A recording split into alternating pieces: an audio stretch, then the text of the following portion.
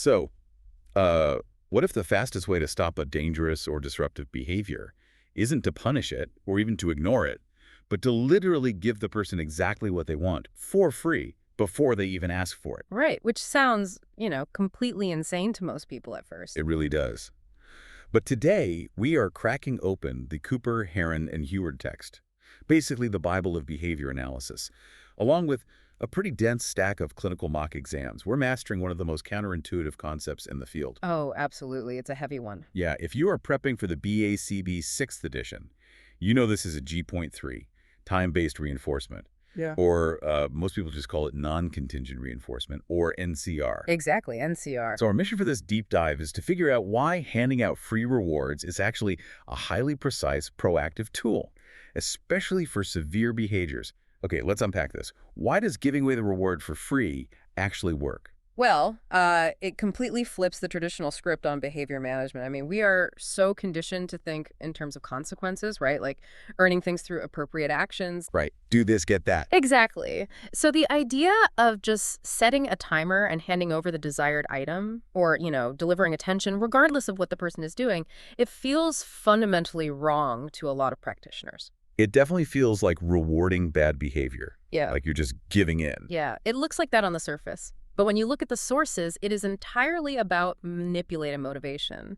You're doing it before the behavior ever has a chance to happen. Right, because it's an antecedent intervention. Yes, it happens first. The literature describes using either a fixed time or variable time schedule. Think for the timeline of a behavior, right? You have the antecedent, what happens before, then the behavior, then the consequence. And most interventions focus on the consequence part. Exactly.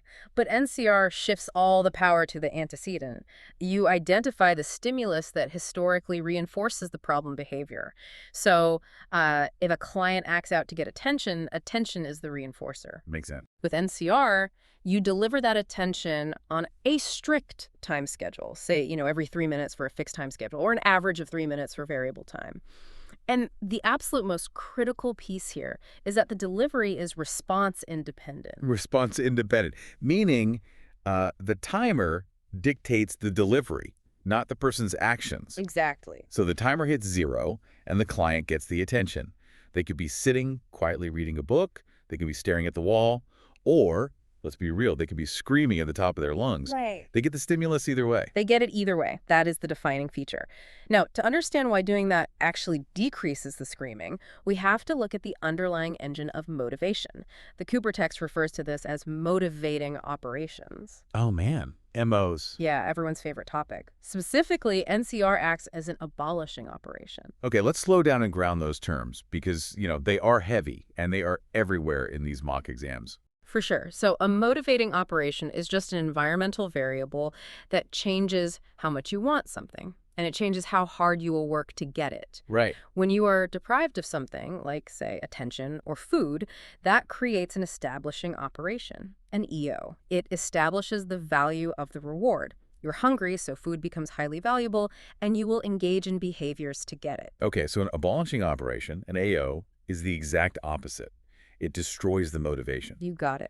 If the establishing operation is being starving, the abolishing operation is like that feeling right after a massive Thanksgiving dinner. That is the perfect way to visualize it. An abolishing operation does two very specific things mechanically. First, it decreases the reinforcing effectiveness of a stimulus. So the turkey doesn't look good anymore. Right. You couldn't pay me to eat more turkey. Second, it reduces the current frequency of all behavior that has been reinforced by that stimulus in the past. Oh, wow. So you stop walking toward the kitchen. You stop opening the fridge. Exactly, because the drive is completely gone. Okay, if we map that Thanksgiving analogy onto a clinical setting, it makes complete sense. If a client is engaging in problem behavior to get your attention, that tells us they are currently in a state of deprivation.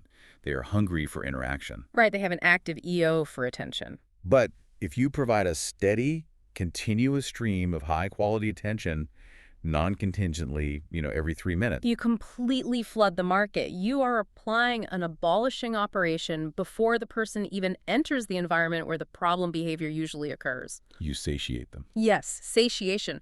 What's fascinating here is if they already have a steady stream of exactly what they want, the disruptive behavior loses its entire purpose. I mean, why would they expend the energy to act out if the reward is already freely available? I love the mechanics of that, but it brings up a glaring issue that I know trips up a lot of people studying these concepts. Let's hear it. If we are just handing out this reinforcer purely based on a timer, what happens when the universe aligns perfectly and the 3-minute timer dings at the exact millisecond the client throws a chair? Oh, the timing trap. Right. If we deliver the attention right then, aren't we just accidentally providing positive reinforcement for chair throwing?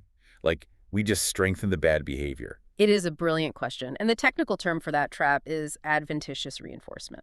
Basically, accidental reinforcement. Adventitious. Right, and theoretically, yeah, if you deliver a highly preferred stimulus immediately following a severe behavior, you absolutely run the risk of strengthening it. So how is that not a huge gamble? How does the satiation effect deal with that risk? The clinical research highlighted in our sources addresses this directly. The overwhelming effect of the abolishing operation generally overrides the accidental pairing. Wait, really? It just overrides it? Think about the density of the reinforcement.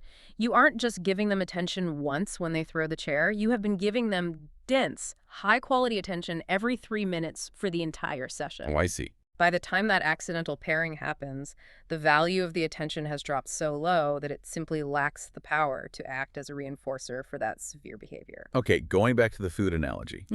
If I am already completely stuffed from that Thanksgiving meal and I happen to drop a plate on the floor and you immediately hand me a piece of candy. Right. I mean, I might take it, but the candy isn't going to make me want to drop more plates because I don't even really want the candy that much anyway. I'm already full. You've captured the exact clinical dynamic. The value-altering effect of the abolishing operation neutralizes the risk of adventitious reinforcement. The junk food just doesn't hold enough value to act as a reinforcer anymore. That is wild. It's a really powerful, proactive manipulation of the environment. It is. And if the satiation effect is that powerful, it makes sense why you'd use this for incredibly intense situations. Which actually leads perfectly into one of the real-world scenarios from the mock exams. Specifically, mock exam 1, question 30. The headbanging scenario. Yeah, it presents a graph detailing a functional analysis for a client who engages in severe headbanging. And the data clearly isolates attention as the maintaining variable. Right. And when you are dealing with severe self-injurious behavior, or SIB, the clinical stakes change dramatically. Headbanging is a scenario where you do not have the luxury of time. Here's where it gets really interesting. The mock asks for the most appropriate intervention. And my initial thought, and probably the instinct of a lot of practitioners, would be to teach the client a better way to ask for attention. Functional communication training, FCT. Exactly, FCT. But the correct answer here is NCR. Why is flooding the environment with free attention preferred over, teaching them to communicate properly? It comes down to the danger of the learning curve. If you try to teach a replacement behavior like having them tap a card or use a speech device to request attention, you have to wait for them to perform that new behavior before you deliver the reinforcer. Right, which means you are requiring them to sit in a state of deprivation. Exactly. They have to actually be hungry for attention so they are motivated to use the communication card. And that deprivation is the exact trigger for the headbanging. Yes. During that learning phase, while they are trying to figure out this brand new communication system, their motivation for attention is sky high. And what behavior has historically worked instantly to get attention? The headbanging. Right. So by making them wait, you are virtually guaranteeing they will resort to the severe behavior. You are creating an incredibly unsafe environment. Wow. Okay, so this is why NCR is the immediate go-to for severe, dangerous behaviors. Absolutely. By setting up a fixed time schedule to provide attention every few minutes, regardless of their actions, you completely eliminate the state of deprivation. You don't have to wait for them to perform a correct behavior to give them what they need. You keep them safe by dissolving the motivation to engage in the dangerous behavior in the first place. Precisely. You stabilize the environment first. So once the severe behavior has flatlined because they're completely satiated, then can you start teaching them the communication skills? Yes, exactly. Once the safety crisis is managed, you begin systematically thinning the time schedule. You slowly increase the time between the free deliveries of attention and simultaneously introduce the communication training. But safety is the absolute prerequisite. Always. And NCR provides that immediate safety net. That distinction really highlights a major point of confusion in the field. I want to pit NCR against another very common intervention, extinction. Oh, this is a big one. Right. Both procedures aim to reduce problem behavior, but looking at the Cooper text, they are polar opposites in execution. They are the absolute inverse of each other. Extinction is defined as the complete withholding of the maintaining reinforcer for a previously reinforced behavior. So if the behavior is fueled by attention, extinction means you provide zero attention. Zero. You turn your back, you give no eye contact, you are actively starving the behavior of its fuel. Whereas NCR is overfeeding the behavior until it's no longer necessary. Starving versus overfeeding is a great mental model. And if we connect this to the bigger picture, the clinical outcomes of those two approaches are vastly different, especially when we look at the side effects of extinction mentioned in the sources. Like in Mach 1, question 39, which deals with a plan to put profane yelling on extinction. What actually happens when you suddenly cut off a reinforcer that someone is very used to getting? You almost always trigger an extinction burst. Think of a vending machine. Okay, a vending machine. You put your money in, you press the button for your favorite snack, and nothing comes out. The machine is on extinction. You don't just shrug and walk away, right? No way. I hit the button 5 more times, really fast. And then I probably shake the machine. Exactly. That is the extinction burst. An immediate, temporary spike in the rate, the intensity, or the duration of the target behavior. So the client yells louder. They yell faster. Because historically the behavior worked, so their brain tells them they just need to try harder. And if hitting the vending machine button doesn't work, shaking the machine is a brand new behavior. That's extinction-induced aggression. The frustration of sudden deprivation triggers aggressive behaviors that weren't even part of the original problem profile. Man. So taking that back to the severe headbanging scenario, applying extinction there is basically playing with fire. It's extremely dangerous. You are virtually guaranteeing that the headbanging is going to get much harder and much more dangerous before the behavior ever decreases, which is ethically and clinically unacceptable. And this is exactly why NCR is so powerful. NCR completely bypasses the extinction burst. Right, because you are never withholding the reinforcer. You never create the frustration of the broken vending machine. You never trigger the burst. It is a profound shift in perspective. I mean, think about the clinical environments you might be familiar with. Are you accidentally starving a behavior with extinction that might be vastly safer and faster to satiate with NCR? It requires a high level of clinical maturity to recognize when an environment is unnecessarily depriving an individual. And, that level of precision is also what the board exams are testing for. Which brings us to a massive trap in the testing logic that we need to unpack. The misnomer trap. Ah, yes, the naming issue. Because if you are analyzing this purely from the science of operant conditioning, the very name non-contingent reinforcement is technically a lie. It is a glaring misnomer. The Preguntis Wizard source highlights this beautifully in question 110. Let's look at the strict definition of reinforcement according to Skinner and the Cooper text. Okay. For a consequence to be classified as reinforcement, it must be contingent on a behavior. A specific response must occur, and a consequence must immediately follow that strengthens that specific response in the future. But the consequence is firmly attached to the action. Exactly. But we just established that NCR has zero attachment to the action. It is entirely response independent. The timer dictates everything. Right. So if there's no required response, it cannot truly be classified as reinforcement. It can't. Wow. The exam writers know this is confusing, and they love to test whether you understand the underlying mechanism rather than just memorizing the catchy title. So what does this all mean for us? If it's not actually reinforcement, what should we be calling it in our heads to keep the concepts straight? The more scientifically precise term is time-based delivery of appetitive stimuli. Time-based delivery of appetitive stimuli. Okay, so you're delivering something preferred, appetitive, based purely on time passing. Exactly. It's clunky, I know, but it removes the word reinforcement, which stops you from looking for a target behavior that doesn't actually exist. You must keep that distinction clear when analyzing scenarios. And that leads directly to the most difficult discrimination task on these exams, telling the difference between NCR and DRO. Oh, the NCR versus DRO battle? Yeah, DRO, differential reinforcement of other behavior. This is where people just freeze up. Both NCR and DRO involve setting timers. Both are antecedent-focused interventions designed to reduce problem behavior. How do we quickly parse them when reading a dense scenario? It all comes down to what the clock is attached to. You have to locate the contingency.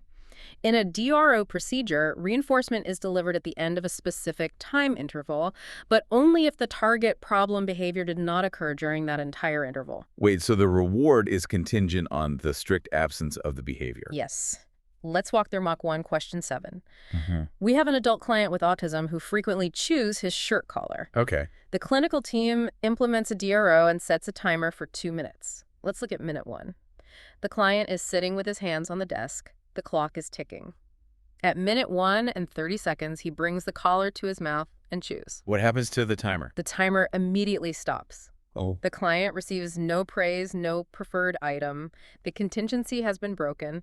The timer resets to 2 minutes, and he has to start the waiting process all over again. He only gets the reward if he successfully waits out the entire interval without acting out. He has to earn it through omission. Now, contrast that exact same shirt-chewing scenario, Correct. but using an NCR approach. Okay, let's hear it. With NCR, the team sets the timer for 2 minutes. The clock starts. At minute 1 and 30 seconds, the client chews his shirt collar. But the timer keeps running. It does not stop. At exactly 2 minutes, the timer dings, and the team delivers praise and a preferred item, completely regardless of the fact that he was chewing his shirt 30 seconds ago. Wow. Purely time-based.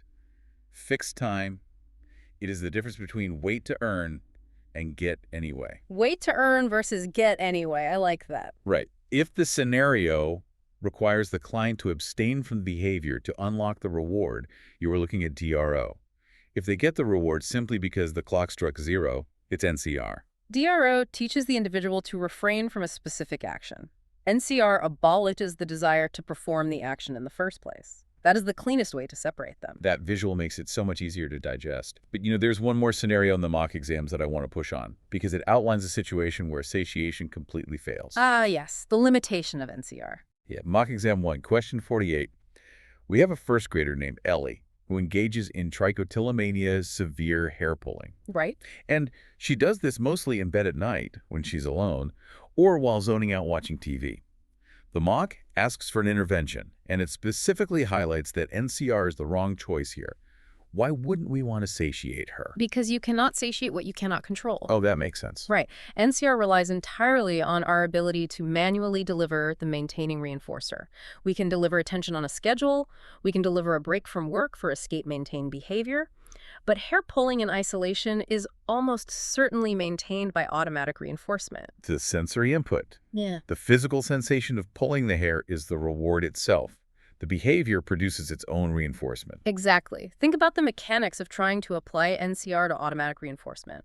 How do you deliver the precise sensation of a hair being pulled from the scalp non-contingently on a timer? You can't. You can't. So what happens if a clinician mistakenly tries an NCR approach anyway? Like if they just let her pull her hair freely, thinking it's satiating the need? Then they're simply allowing severe self-injurious behavior to continue unchecked. Precisely. For automatic reinforcement, where the environment doesn't control the reinforcer, NCR is clinically useless.